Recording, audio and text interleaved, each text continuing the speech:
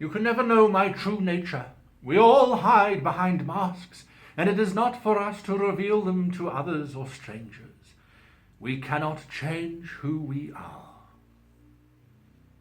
Or can we? Hello and welcome to this episode of How to Be a Great Player. Now that we're in our new home on this channel, I'd like to say good morning to everybody. The topic we're discussing today comes from our website www.greatgamemaster.com. And the question was asked, can your character change from one type of personality into another? Don't know what I'm talking about with regards to types? Head on over to our old channel and have a look at the various videos where I break down each of the different types of character that you can play. We're not talking wizards and clerics and combat medics, we're talking about your personality types. So I suggest you go and have a look at that video first, or series of videos actually, if you haven't already watched them, as this video builds on that idea. So the idea of changing from one type of character to another, say changing from a loner to a protector, as was suggested in the comments below on one of the other videos. Can you change from a loner to a protector, from an ambassador to a dependable, from an adventurer into a soul-like character? Well, the answer, quite frankly, is yes. But you need to be very careful about how you do it, because otherwise you end up with some kind of deranged character who doesn't really have a type and is very wishy-washy. And in general, this is actually what we encounter most when sitting around a table with a bunch of players, is we like to adapt to the situations that we're in, and a character who might have moral standing on this one point doesn't necessarily have the same moral standing on the next point, because they can see that it's part of the story or that it's going to change the flow of the narrative. We want to try and avoid that. Consistency is what makes us as humans human. Consistently, we try and break our own internal rules, but we don't really ever succeed, do we? So when do life-changing events occur? And, well, we know when they occur, but when do they have impact on our fundamental core being? They have to be significant moments. So how do you take your character from being, let's say, the adventurer to being the ambassador? This is entirely up to you as the player, and you need to do it gradually or overnight. And this is where it gets tricky. So if you're doing it gradually, your character started the adventure with this party of unknowns as a, let's say, solver, and they tried to solve everybody's problems, but they weren't making much headway. Now you're 12 or 20 hours into the campaign, and your solver is starting to realize that perhaps not everything can be solved. So this might lead them down a path of depression. Or they might have one of those moments where they go, you know, I'm trying to save or solve everybody's problems, but I'm not doing a very good job of it. And then they have a conversation with one of the party members. Here is the critical moment. Your character needs to talk to the other characters. And even if your character type is the dreaded loner that I go on about, but which everybody's defended so well, even if you're the loner type, we still need to have that obligatory moment where your character goes to any of the other characters and says, I need your help.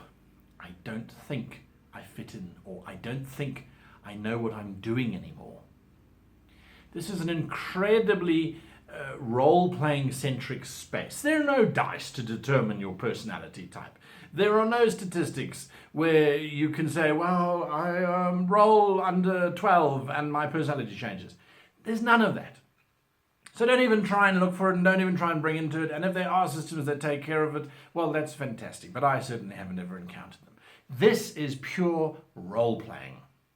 So you go to another character and you say, I really don't know what I'm doing. I thought I did. I thought solving everyone's problems was the right way to go, and it just got us into more trouble, and it's not leading us anywhere.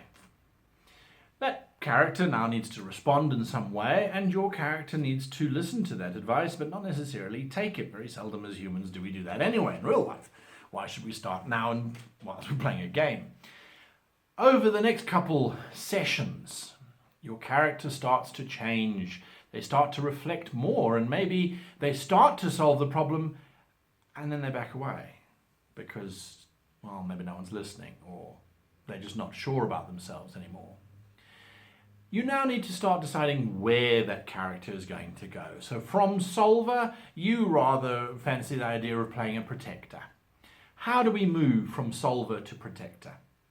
Well, gradually, as I've been saying, eventually your character decides, well, I'm not going to solve their problem. I'm just going to make sure that whatever problem they have, I've kind of foreseen that there's going to be these problems, or I've worked out that these are going to be some of the problems. So I'm going to be there to make sure that they don't actually come to fruition. I'm going to make sure the party's safe.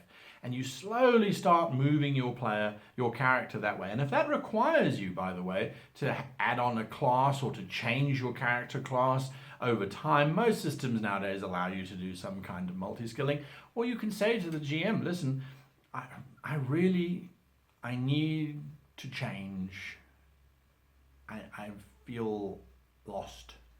Maybe the GM will give you a lovely little side adventure where you start to discover where you want to go. Because remember, you should always be talking to your GM about these kind of things. You should chat to the GM and say, listen, I want my character to change from solver to this because I think it'll be fun and I think it could be quite interesting and these are the motivations for it. So that's a gradual change. And the gradual change is one that will be satisfactory to you and to more attentive players sitting around the table with you. Because it's happening over time, it's a natural progression, and it just feels right. The alternative is a punctuated change. A massive battle with a horrific outcome. You as the player decide, this is my moment. And your character snaps. They go from being the ambassador to being the soul, or they go from being the soul to the dependable, or they go from the dependable to the loner. It's up to you where you go, and there's no right answer. You need to look at the different types and say, I really think my character's actually more like that and less like that. The punctuated change is something catastrophic happens. Maybe the character reaches 0 life points. Maybe the character causes the death of an entire village. Maybe the character causes the death of an entire planet by accident, by intention. There is an emotional repercussion that's going to happen. And again, there's no dice or stats that are going to help you to decide when this shift happens. It is you as the player, and again, it's a case of after the session going to the GM saying, my character is so scarred right now, I don't know what to do. I don't know what my character would do. I think they're broken, I think they are shattered, and I want to explore that.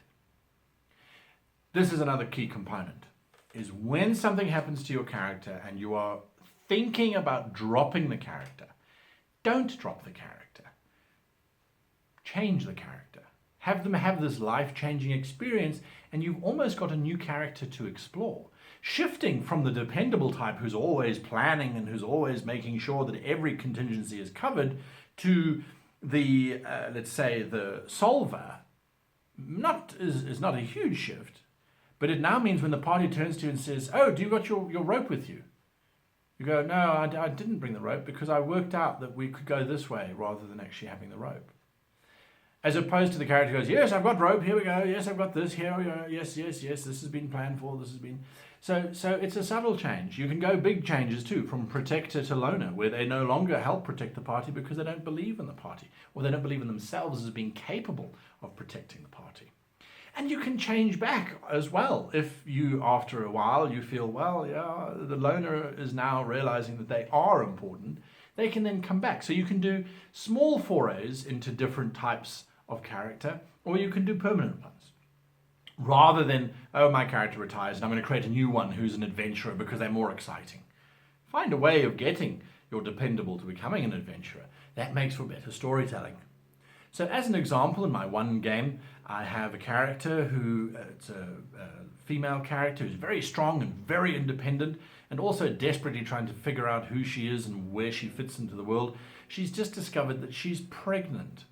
And we had 3 sessions where she was debating whether she should cut open her own stomach and rip the thing out or let it continue.